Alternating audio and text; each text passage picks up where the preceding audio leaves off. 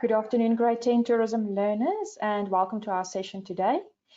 We are just going to give a few more seconds just to ensure that everybody is logged on and that everybody is part of the session who wants to be part of the session. So if you can just give us a minute or two, then we will continue with the session. Thank you so much.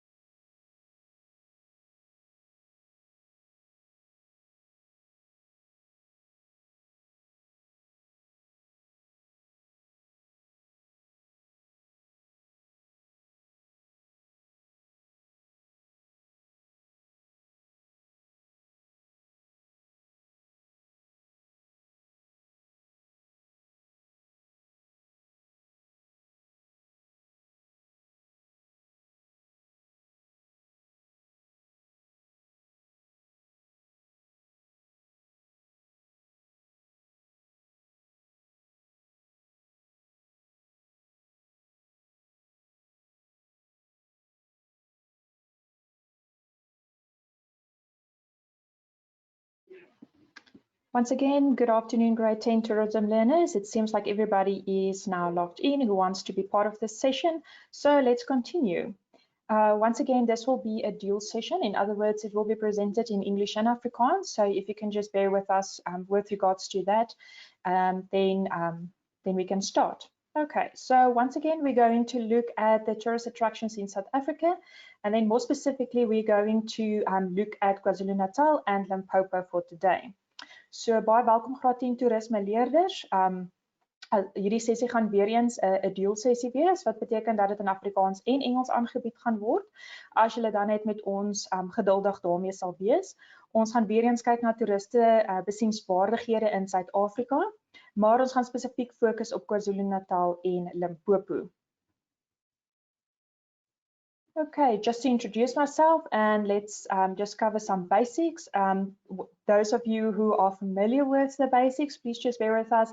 We just want to make sure that everybody who's part of the session knows what to do and what is expected of them. So my name is Serena Jordan and I am the educational specialist for the services subjects and social sciences, and then more specifically for tourism. So if you're struggling to hear me, sorry, just quickly want to do this. If you're struggling to hear me, make sure that your audio is on and that your speaker volume is turned up. You will automatically be muted when joining this session. Should you have any questions, you can ask your question in the question box for us below or on your right, or then with the raise your hand icon. The raise your hand icon will be on the right or at the below. So let's just quickly see if everybody knows where the raise your hand icon is. So if you can hear me and can see me properly, and if you can see the presentation, can you just quickly click for me on the raise your hand button? Okay, perfect. So let's continue. You can download this presentation and additional resources in the handout box below or on your right. You will also find all this information in the question box below on the right. Remember to please send us any questions that you might have. Attendees are encouraged to ask questions and leave comments. However, irrelevant or inappropriate comments will result in the attendee being dismissed from this session.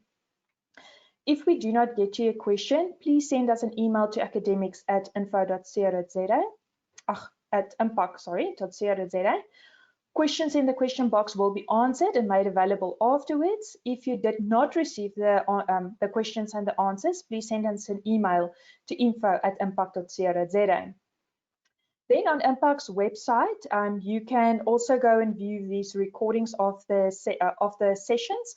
You can go onto our Impact web page, and then you can go and click on the COVID-19 online schooling, and then click on previous classes, and then you can just filter per subject and per grade, and then you can view the previous classes over there. So net gou vir die Afrikaanse leerders, my naam is Serena Jordan en ek is die vakspesialis vir dienstevakke en sosiale wetenskappe en dan ook meer spesifiek vir toerisme. So die van julle wat nuut is, ons gaan net gou deur paar basiese stappe met julle gaan.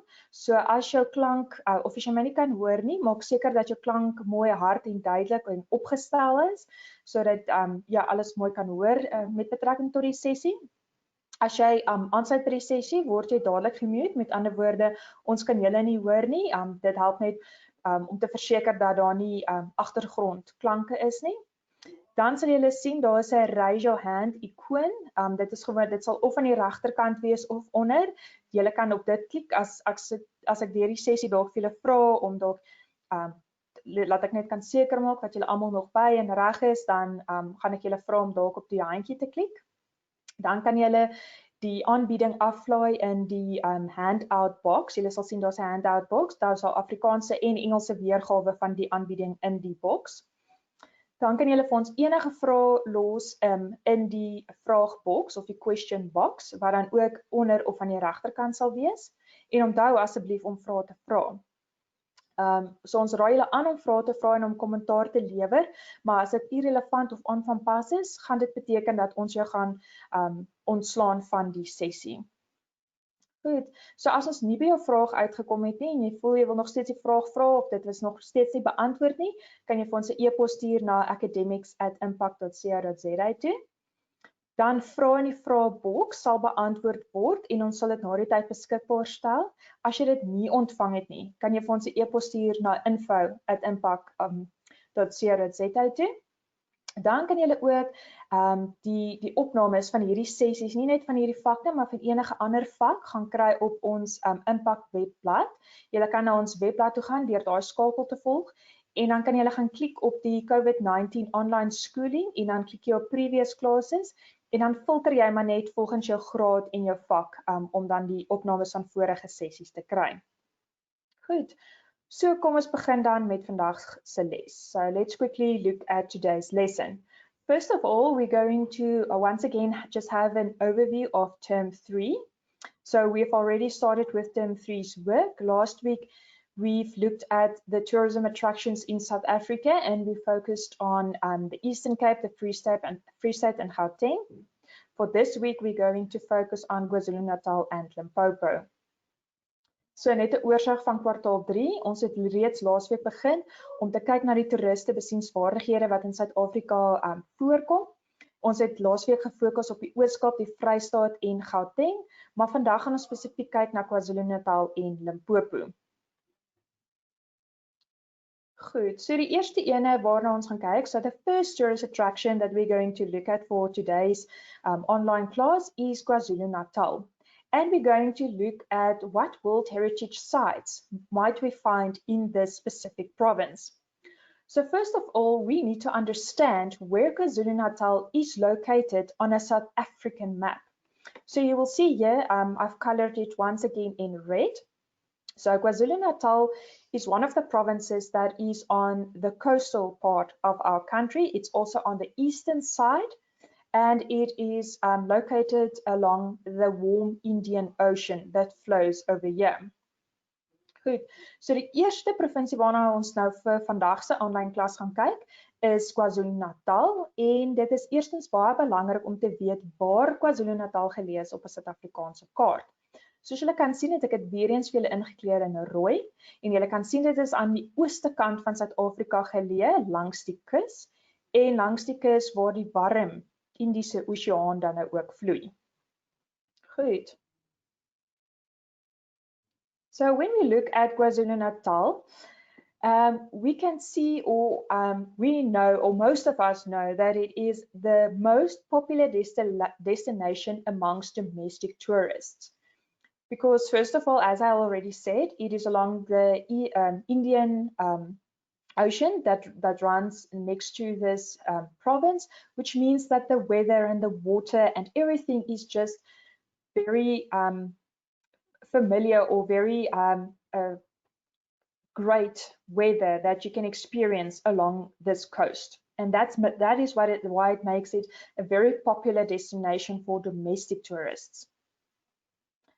It offers a variety of attractions and activities. And as we already said, it includes the warm Indian Ocean, there is a rich cultural heritage of the Zulu kingdom that we can find there.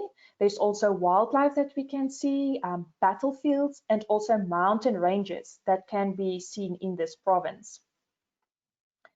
And then 2 of South Africa's 8 World Heritage Sites are in this province. Okay, I quickly want to see, you can use the question box. Quickly type in the question box for me if you know what the capital city of KwaZulu Natal is. I just quickly want to see whom of you know what the capital city of KwaZulu Natal is. Let's quickly see. So in die vraagbox wil ek gou hê julle moet vir my daar gaan tik as jy weet wat die hoofstad van KwaZulu Natal is. Tik gou vir my in die vraagbox. Okay, I see a few answers coming through. It's not correct at this stage. Yes, I see 1 correct answer, 2 correct answers. Okay, let's quickly see who was right and who was wrong. Okay, so the capital city of KwaZulu Natal is Pietermaritzburg. Okay, official languages spoken in this province is Zulu and English. The main airports that we can find in KwaZulu Natal is King Shaka International Airport, Richards Bay, and Margate. And then if we look at the harbors, because remember it's next to the coast, which means there's a harbor, and the main harbors in KwaZulu Natal is Durban and Richards Bay. Okay, so soos julle almal weet, is KwaZulu Natal 'n baie populêre plek om daarheen te gaan of bestemming om te gaan besoek en dit is baie populêr onder die plaaslike toeriste in ons land. Ons weet ook dat KwaZulu Natal 'n verskeidenheid van besienswaardighede en aktiwiteite aanbied en dan soos ons reeds genoem het, onthou KwaZulu Natal is langs die warm Indiese Oseaan wat temperature baie gunstig maak vir mense om daar te gaan vakansie hou. Goed, daar's ook 'n baie ryk kulturele erfenis wat daar is, wat onder meer die Zulu rykdom insluit. Daar's baie wildlewe om te gaan sien, baie slagvelde en dan ook bergreekse om te gaan sien. Dan is 2 van Suid-Afrika se 8 wêreld erfenisgebiede is in hierdie provinsie.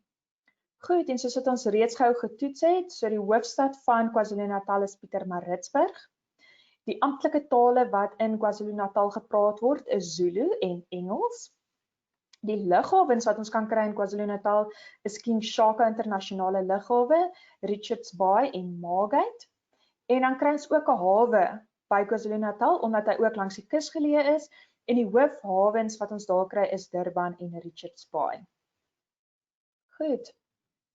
If we continue with KwaZulu Natal, here's just some pictures of what you can expect in KwaZulu Natal. As we all know, the beaches are a very famous attraction or a main reason why people go to KwaZulu Natal.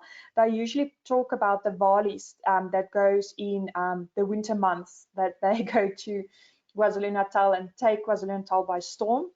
So die Transvaalers wat dan afkom KwaZulu Natal toe in die vakansietye om bietjie hier toe kom vakansie hou en dan ook die besienswaardighede wat dan in KwaZulu Natal gesien kan word. Goed. Dan soos julle weet is daar dan het KwaZulu Natal 'n 600 km lange kuslyn wat langs die Indiese Oseaan hardloop. Durban hawe is dan ook die besigste hawe in Suid-Afrika en is ook een van die grootstes. Hierdie hawe help Suid-Afrika of is dan ook een van Suid-Afrika se besigste hawe omdat dit dan ook help met die invoere en uitvoere van ons land. En dan soos ons reeds genoem het, die klimaat is baie gunstig omdat dit subtropies is, dis warm. Daar's 'n hoë immuniteit wat daar voorkom, veral in die somers en dan is die winters temperature regtig baie gematig wat dit ook baie lekker maak om selfs in die winters KwaZulu Natal te besoek. Die provinsie kry ook somerreënval en dan is daar ook meestal donderstorms. Die bergreekse is gewoonlik baie warm en sonnig gedurende die somers, maar dit kan baie koud raak in die winters, omdat daar selfs sneeu kan voorkom op die toppe, veral op die Drakensberge. Goed, dit is ook belangrik om te weet wat die toeristeprofiel is. Met ander woorde, toeriste wat KwaZulu Natal gaan besoek. Ons moet weet hoekom toeriste KwaZulu Natal besoek, want dit maak dit ook makliker as toeriste dan na ons toe kom om 'n sekere pakket uit te werk, sodat ons vir hulle kan verduidelik en kan vertel wat in KwaZulu Natal gebeur. So wat is die rede vir die besoek? Die rede is gewoonlik om vriende en familie te besoek en dan baie belangrik om vakansie te hou. Die inkomste groep wat KwaZulu Natal besoek is gewoonlik jou middel- en hoë klas inkomste groep. Hulle maak ook gewoonlik gebruik van 'n persoonlike motor. En dan akkommodasie is dan gewoonlik of by familie, vriende of hotelle. So as we all know, KwaZulu Natal has a 600-kilometer coastline which lies next to the warm Indian Ocean. Durban Harbour, as we've mentioned in the previous slide, is then also located in KwaZulu Natal, which is South Africa's busiest harbour and one of the largest in the world. It is the busiest because it is then also the main gateway in terms of imports and exports of products and services for South Africa. The climate next to the coast is very subtropical, and that is why it makes it very favorable for people to go to the coast, because it's warm and it's humid in the summers and then moderate in the winters. KwaZulu Natal also receives summer rainfall, which is mostly thunderstorms. Then in the mountain regions, it is very hot and sunny during the summer, but it can get very, very cold, especially in the winter, because of the snow that can occur on the mountain tops, especially on the Drakensberg. Then once again, it's very important to understand the tourist profile of tourists visiting KwaZulu Natal. We have to know this information because if we want to refer or suggest KwaZulu Natal, we need to understand what tourist profile would fit your tourists that want to visit a specific province. So what is mainly the reason for the visit to KwaZulu Natal? If we look at domestic tourists, it is visiting friends and family, and then the vacations next to the coastline. The income group is usually middle to upper class. They prefer to make use of their own personal car, and the accommodation is usually with family, friends, or then even in hotels. Okay, so now we've discussed what can happen and what can be seen in KwaZulu Natal. Let's look at some of the attractions in KwaZulu Natal. So the first one we're going to look at is the isiMangaliso Wetland Park, or the Greater St. Lucia. This park was listed in 1999 as South Africa's first World Heritage Site. So this is one of the World Heritage Sites that you have to take note of, that is in KwaZulu Natal province. It has also one of the largest estuary systems in Africa and is especially important for nature and wildlife lovers. This area has subtropical forest. It has also very beautiful coral reefs, coastal dunes, marshes, long beaches, large papyrus and reed wetlands, and lakes that occurs in this wetland park. There are many different species of birds, fish, and animals in this park. And very important to note is what activities tourists can do whilst visiting the park. This includes fishing, scuba diving, snorkeling, swimming, hiking, kayaking, fishing, game watching, or horseback riding. So as you can see, the isiMangaliso Wetland Park is very focused on your ecotourist, your even your leisure tourists, or tourists who really loves nature and being outdoors. Okay. So die eerste besienswaardigheid in KwaZulu Natal waarna ons gaan kyk is die isiMangaliso park waarna ons gaan kyk, en dit is ook in die groter St. Lucia area geleë. Dit is dan ook die eerste park wat dan in 1999 gelys is as Suid-Afrika se eerste wêreld erfenis gebied. Dit is dan ook die grootste rivierstelsel of mondingstelsel, riviermondingstelsel in Afrika en dit is baie belangrik vir natuur en wildlewe liefhebbers. Dit is ook 'n area waar dit in 'n subtropiese woud geleë is. Daar's ook baie mooi korale wat gesien kan word. Daar is ook kusduine, lang strande en dan is daar ook mere wat gesien kan word. Daar is ook 'n verskeidenheid aan vis en voëlspesies wat daar gesien kan word en dan ook soogdiere in die park. En dan baie belangrik om te weet watter aktiwiteite toeriste in die park kan geniet, is dat hulle kan gaan visvang, hulle kan gaan scuba duik, hulle kan gaan snorkel, swem, hulle kan op staproetes gaan, hulle kan gaan kajak, hulle kan gaan wildlewe kyk en dan kan hulle ook gaan perdry. Okay, then just some photos of how the park looks like. As you can see here, very much nature and nature park that you can go and look at it, and it also has a very beautiful natural scenery that you can go and view.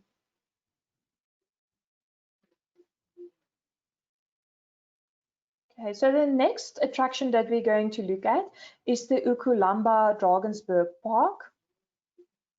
Drakensberg is South Africa's highest mountain range, and it has outstanding scenery. It's really very beautiful.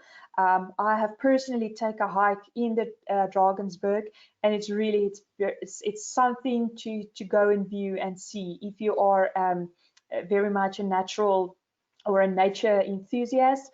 It has beautiful scenery that you can go and view.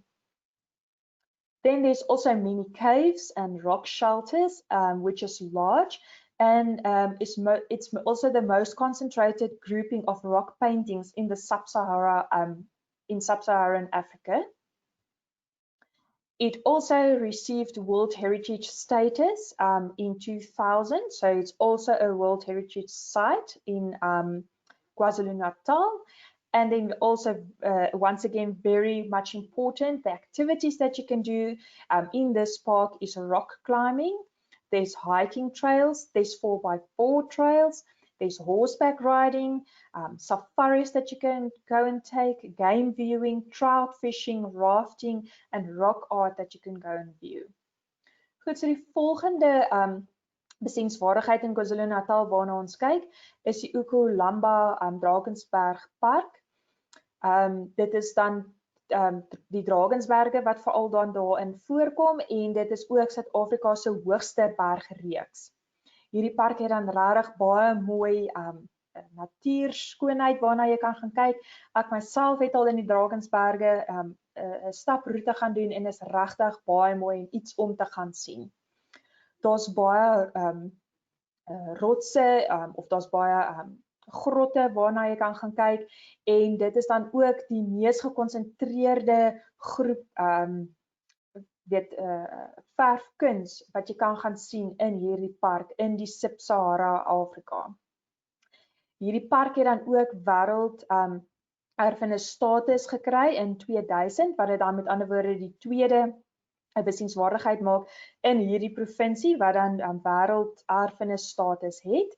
En dan baie belangrik om te weet dat in hierdie park kan jy gaan rotsklim, daar is weer eens staproetes wat jy kan gaan vat, 4x4 roetes, jy kan ook gaan perdry, daar's safaris wat jy kan gaan doen, jy kan wild gaan kyk, jy kan trout fishing gaan doen, jy kan gaan vlotvaart en dan is daar ook rotskuns wat jy kan gaan sien in hierdie park.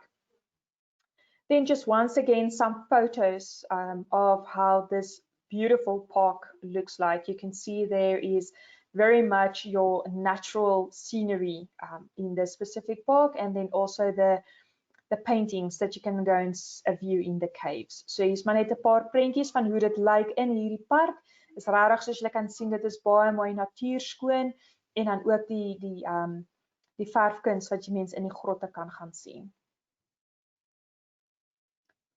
The next attraction is the Golden Mine or the Marine Parade.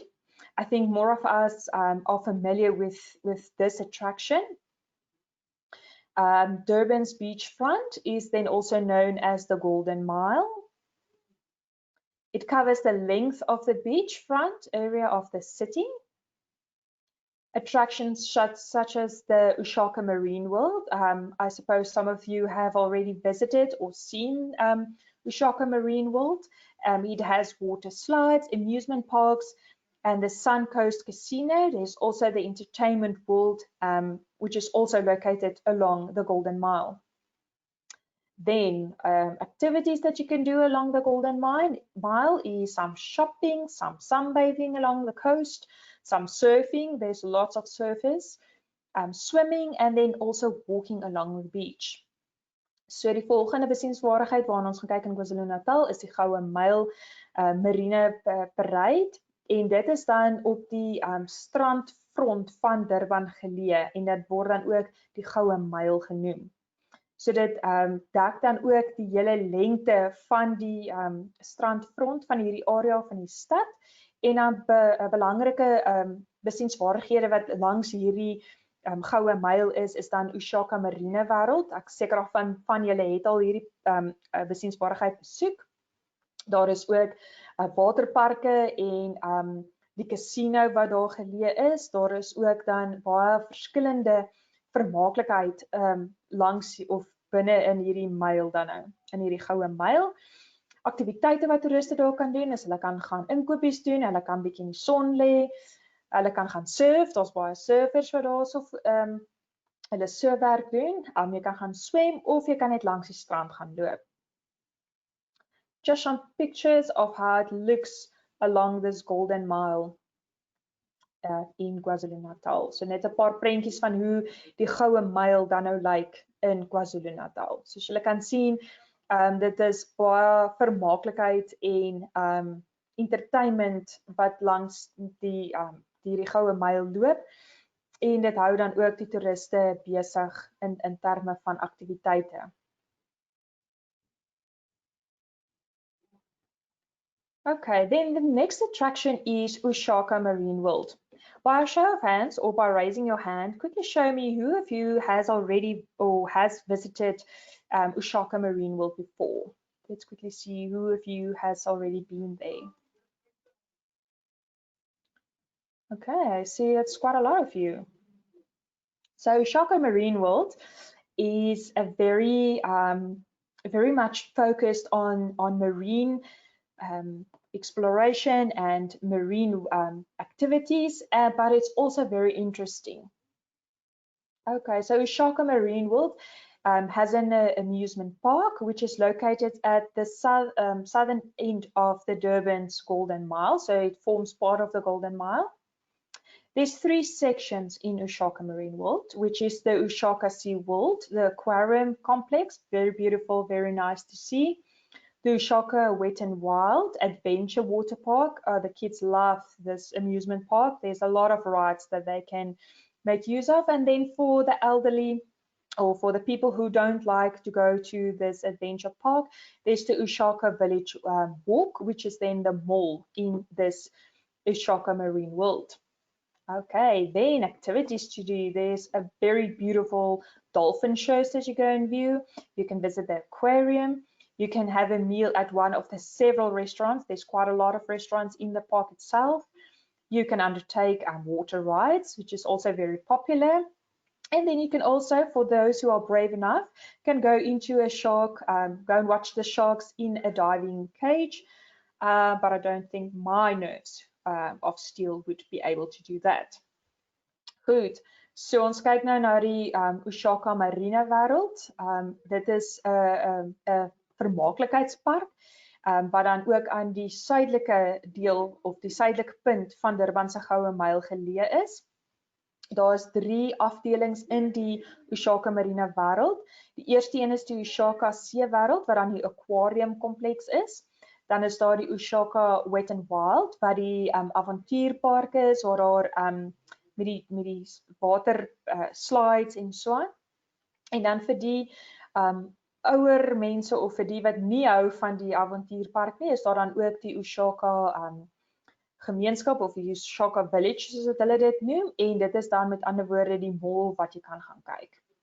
Aktiwiteite wat in die park voorkom, daar is die pragtigste dolfyn vertonings wat hulle wys.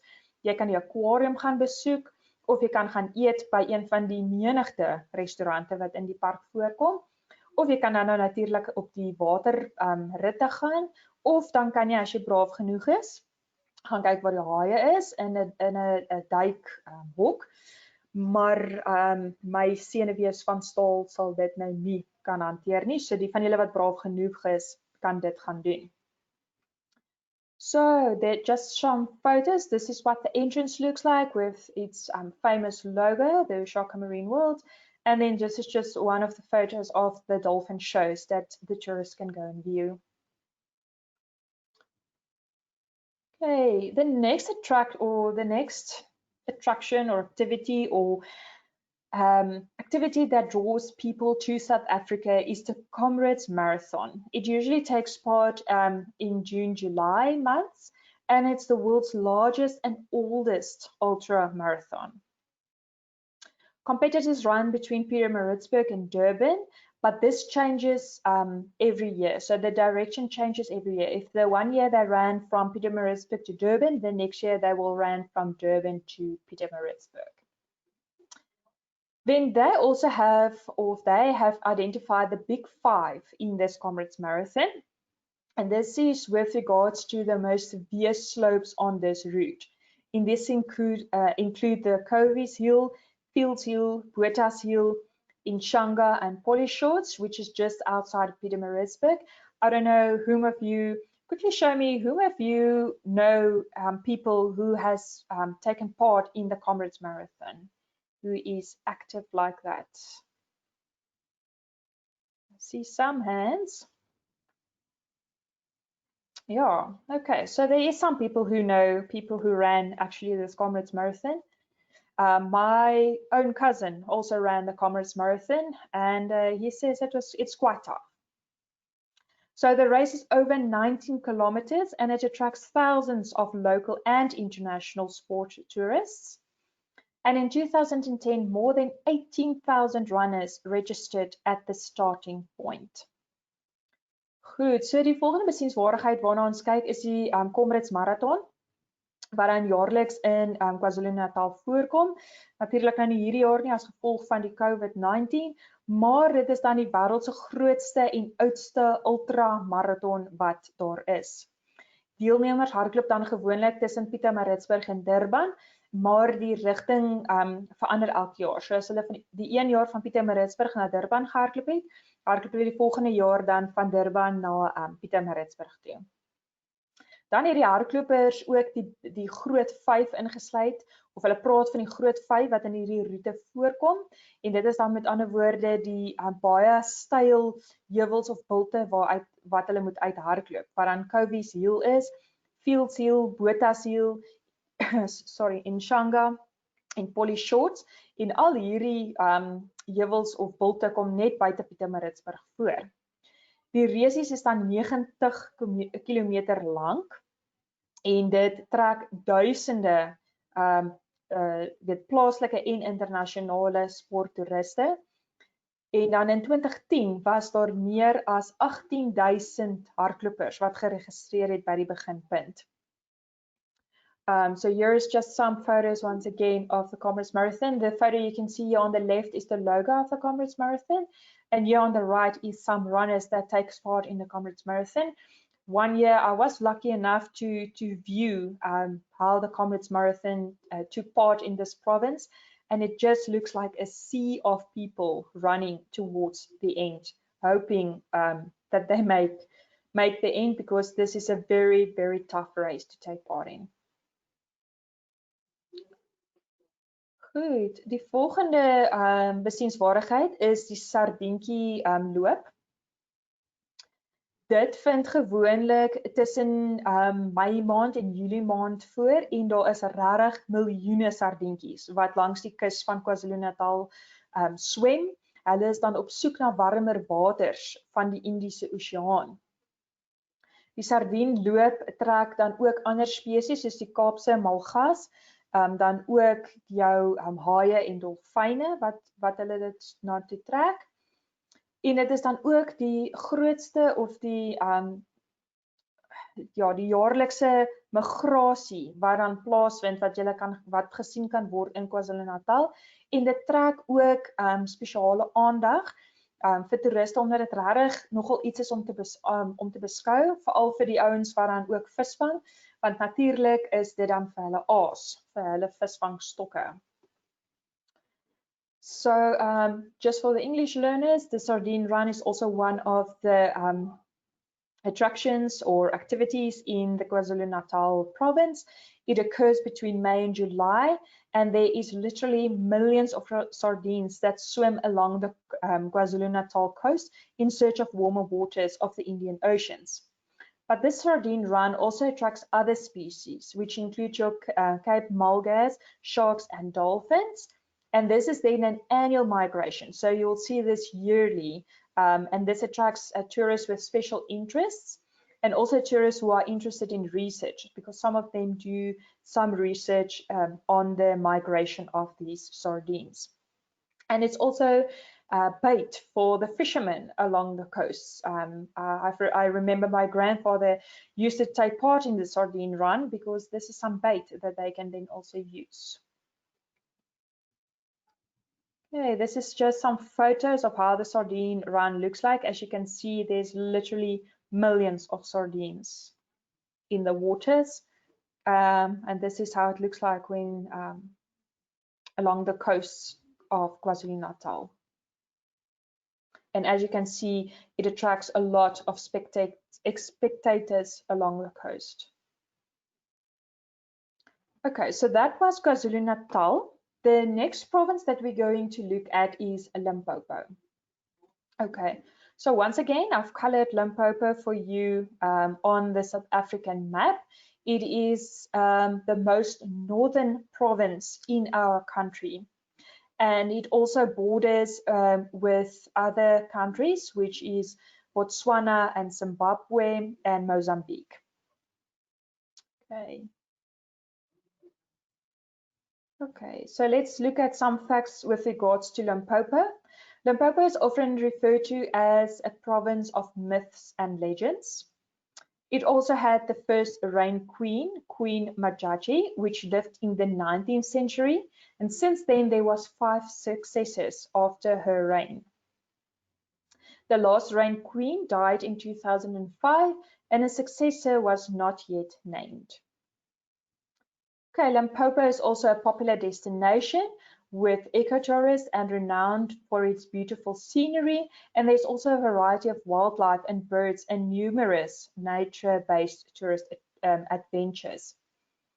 Then once again, I quickly want to see in the question box, if you can type for me in the question box what you think the capital city of Limpopo is. Let's quickly see.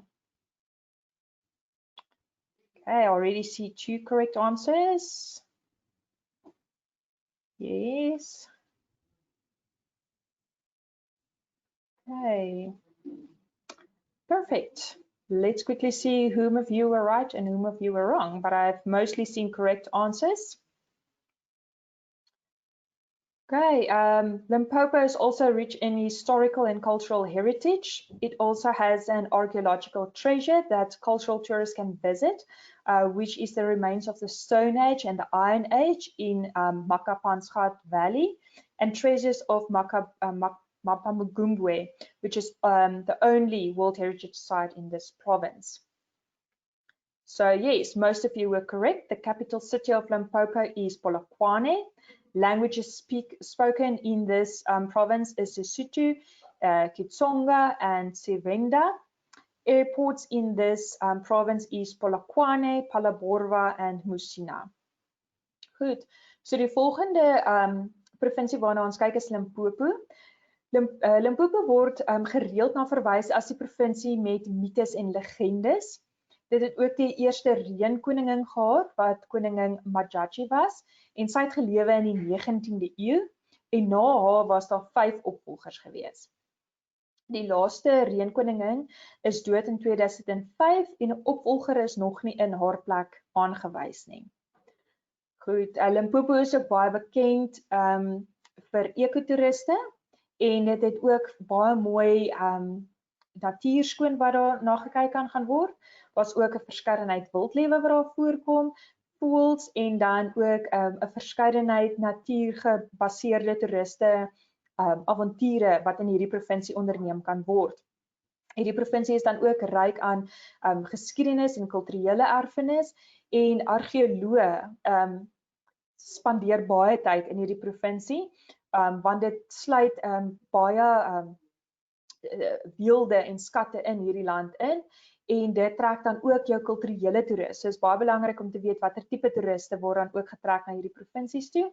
Omdat daar ook oorblyfsels van die steentydperk en die ystertydperk is wat in Makapansgat Vallei gesien kan word en dan is daar ook baie weelde wat opgesluit is in Mankambukwe en dit is dan ook die enigste wêrelderfenisgebied in die Limpopo provinsie.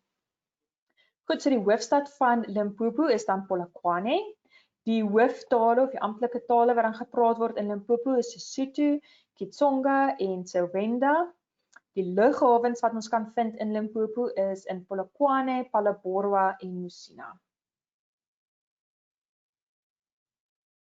Goed, Limpopo is dan ook oor die 3,6 miljoen hektaar van natuurlike parke, natuurlike reservate en wildplase wat daar voorkom.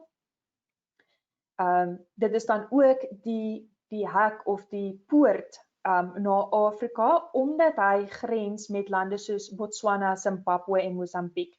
Met ander woorde, die grenspos wat dan in Limpopo voorkom is baie belangrik vir ons in Suid-Afrika omdat dit dan ander lande oopsluit soos Botswana, Zimbabwe en Mosambiek. Die somers is baie warm, maar is baie lekker en dan die winters is dan baie droog. Die weer kan se karaktereienskappe is dat daar sonskyn is reg deur die jaar en dit word regtig baie warm in die somer in hierdie provinsie. In die Laagveld by plekke soos Phalaborwa was daar al 45 grade Celsius gemeet. Onthou Limpopo is dan ook nader aan die ewenaar as enige van ons ander provinsies. In die somers is dit baie warm en daar is dan ook soms donderstorms wat losbreek in hierdie provinsie. Die kreefkring hardloop dan ook deur hierdie provinsie, is ook belangrik om dit te weet. En die toeristeprofiel wat dan van mense wat dan die Limpopo provinsie besoek, die rede is gewoonlik om familie en vriende te gaan besoek en dan ook vir vakansies. Die inkomstegroep is gewoonlik jou middel na hoër klas. Die vervoer waarvan hulle gebruik maak is persoonlike karre en dan bly hulle gewoonlik of by familie, vriende of dan ook in hotelle. Goed, so Limpopo is over 3,6 million hectares of national parks. There's also nature reserves and game farms that occurs in this province. Is then also the gateway to the rest of Africa as it shares borders to Botswana, Zimbabwe and Mozambique. So it's very important for us in South Africa because of the countries that borders this province. The summers are very hot but pleasant and the winters are very dry. The weather is characterized by sunshine that occurs almost all year and it can get very hot in the summer. In the Lowveld, in places such as Phalaborwa, it has been temperatures of 45 degrees Celsius has been measured in these places. In the summer, the heat is sometimes broken by a brief thunderstorm, and the Tropic of Capricorn runs through this province. That's also very important to know this. It's also a very hot province because this is the province that is closer to the equator than any other province in our country. The tourist profile, tourists that will visit this province, the reason for their visit is usually visiting friends and family and going on vacation. Income is usually your middle to upper class, and the transport that they make use of is personal car, and the accommodation that they use is usually with family, friends, or then even hotels. The first attraction that we're going to look at is the Mankambukwe cultural landscape.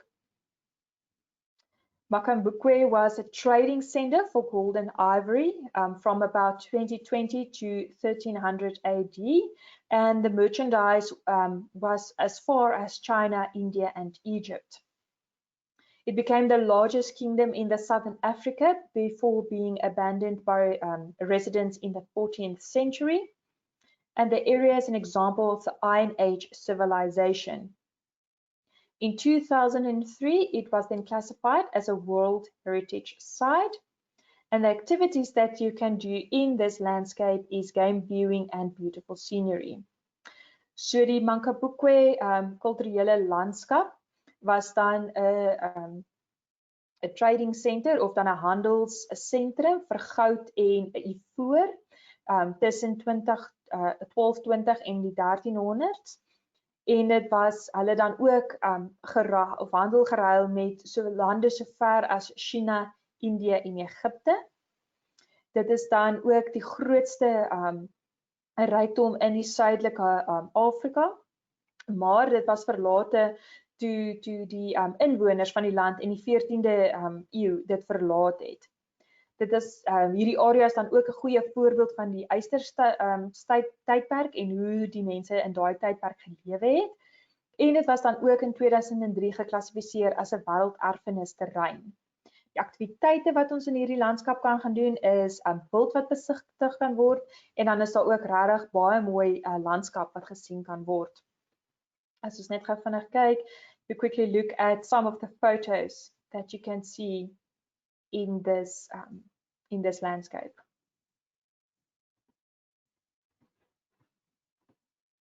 The next attraction is the Kruger National Park. I know that most of you think that the Kruger National Park is only in Mpumalanga, but the Kruger National Park stretches over Mpumalanga and Limpopo, so it also forms part of Limpopo, and it's then also the largest game park in South Africa. Game reserves, or this specific game reserve, is popular for game viewing and safari rides, and it contains more mammalian species than any other African wildlife and more than 500 bird species. I know my uncle was a very much a bird watching spectator, so with him in our car, we viewed and saw lots of these bird species. There's also several game parks and safari guest houses in the vicinity of the Kruger Park, and activities that you can do there is game viewing and then bird watching, as we already said, hiking, and then also camping. Could you, by a show of hands, whom of you have camped in the Kruger National Park before? Let me go and see who of you have actually gone camping in the Kruger National Park and actually heard the lions during nighttime. Okay, so there's few of you who have been in the Kruger Park before. Goed, so die Kruger Nasionale Park strek oor die Mpumalanga en Limpopo provinsie. En is dan baie gewilde park om die wildlewe te gaan sien en op safari ritte te gaan. Daar is dan ook baie soogdiere in hierdie park. Daar's meer spesies in hierdie park as enige een in Afrika, en daar's oor die 500 voëlspesies wat in hierdie park voorkom. Ek weet my oom was altyd 'n baie groot toeskouer, of hy het altyd gaan kyk hoeveel voëlspesies hy in die park kan sien, en dit was regtig nogal besonder om te sien hoeveel spesies daar in hierdie park voorkom. Daar is dan ook baie private kampe wat jy kan gaan besoek en safari gastehuise in hierdie omgewing en in die park wat jy kan by gaan bly. Dan, soos ons reeds genoem het, kan jy baie wild daar gaan sien. Daar's baie voëls wat jy kan gaan sien. Jy kan gaan stap en dan gaan kamp ook in die Kruger Nasionale Park. So once again, just some photos. This is how it looks like at the main entrance of the Kruger National Park. This is at Paul Kruger Gate. So dit is hoe dit lyk by die hoofingang van die Kruger Nasionale Park. By die Paul Kruger hek is wat jy, of hoe dit daar lyk. Then the last attraction that we're going to look at is the African Ivory Route. This trail is part of more than 3.6 million hectares of national parks, nature reserves and game farms spanning Limpopo province. The route extends over 2,000 kilometers along the eastern, northern, and western boundaries of this province. The African Ivory Trail is popular as an ecotourist destination and offers Big 5 birdwatching, abseiling, horseback riding, and hiking, and then also very much for the 4x4 enthusiasts. There's 5 cultural camps in the village on the route where tourists can watch traditional dances, they can eat local food, and enjoy traditional music and storytelling. So die laaste besienswaardigheid waarna ons vandag gaan kyk is die Afrika Ivoor roete. Hierdie roete is strek oor meer as 3,6 miljoen hektaar van nasionale parke, nasionale reserve terreine en dan ook wildplase wat dan oor die Limpopo provinsie strek. Hierdie roete is dan oor die 2000 kilometer lank wat oor die oostelike, noordelike en die westelike borders of die grense van die land gaan. Die Afrika Ivoor roete is dan ook baie populêr by die ekotoeriste. Dit bied ook die groot 5 aan. Daar's ook weer eens voël spesies waarna jy kan kyk. Jy kan gaan abseil daar, jy kan op die perde gaan ry, daar's ook staproetes wat jy kan volg en dan is dit ook baie populêr vir die 4x4 entoesiaste. Ekskuus, wat dan ook roetes daar kan gaan doen. Daar's 5 kulturele kampe wat jy dan ook kan besoek in hierdie dorp. En die roete waar toeriste tradisionele danse kan gaan sien, gaan kyk hoe die plaaslike mense eet, tradisionele musiek en dan storievertelling waarna geluister kan gaan word. Just some few photos once again, sorry, of the Ivory route and how it looks like. As you can see here, very much the wildlife and wild viewing that you can go and see. Then once again, there's a lot of information that we had to cover today, and then just some few applications of the theory that you can look at or expect in the test.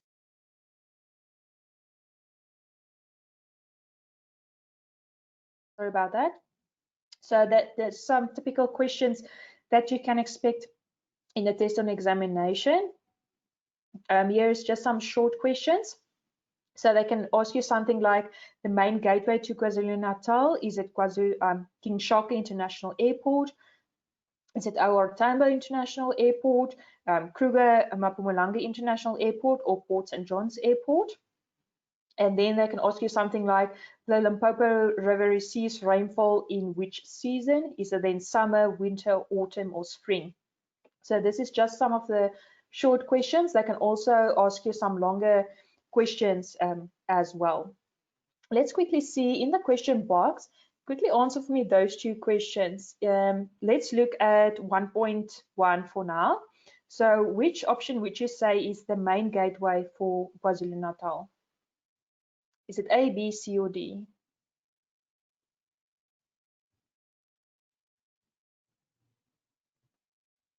Okay, see some answers coming through. Okay, so in terms of the airport for KwaZulu Natal, it's the King Shaka International Airport. So those of you who answered A for 1.1 will be correct. The Limpopo River receives a rainfall in which season? So for 1.2, what will your answer be there?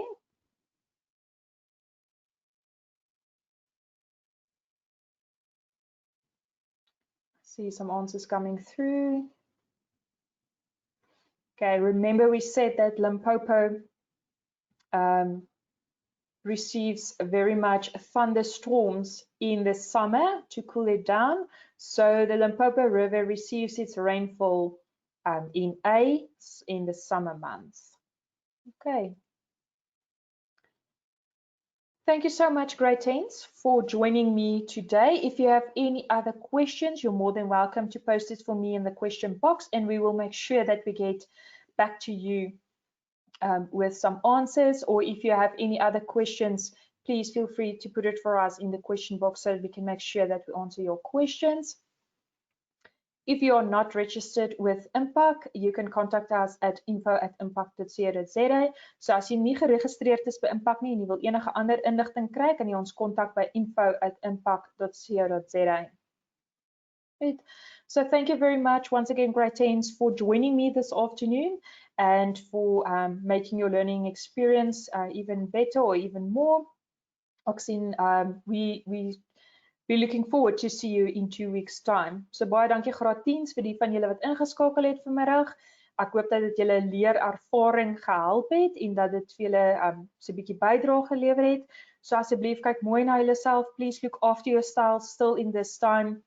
We are going into the winter months, so make sure that you are look after yourself, not to get sick. Baie sterkte vir die res van die week en vir die kwartaal wat voorlê. We will then see you in 2 weeks' time. Goodbye.